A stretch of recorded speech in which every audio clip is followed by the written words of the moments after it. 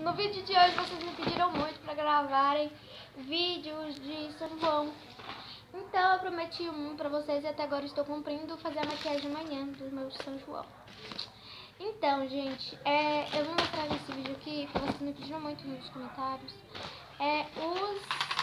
mostrar as coisas que eu comprei para o São João. Vamos começar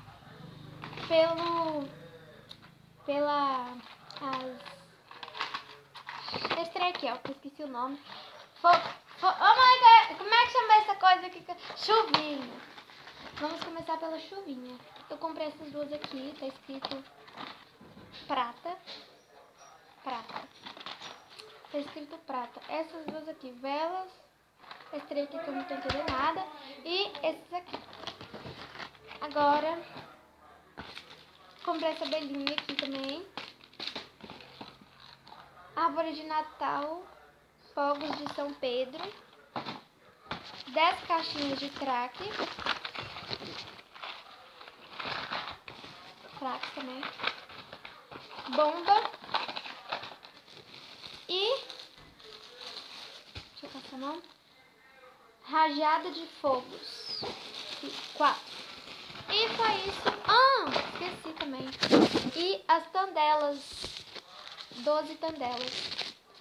E esse foi os trem que eu comprei. Vamos agora guardar aqui, né, na sacola. Porque se deixar assim, os dois cachorros, vem aqui com tudo. Lembrando que essa bomba é ruim, não. Eu não uso bomba. E deixem nos comentários se vocês querem que eu faça o vídeo de maquiagem de amanhã ou não. Hoje é terça-feira, 22, eu acho. Entendeu? Pois é. E aí, se amanhã quiser que eu faça os treinos, as maquiagens, eu faço.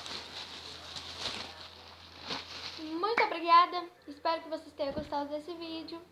E se quiser mais vídeos como esse, inscreva no nosso canal. Eu quero lembrar aqui que vocês dão muitas curtidas nos vídeos. E o de amanhã da maquiagem, eu quero que vocês dêem igual uma rotina da manhã que eu tinha feito, que deu 2.000 e alguma coisa curtidas. Tchau! Beijo! E não esqueça que amanhã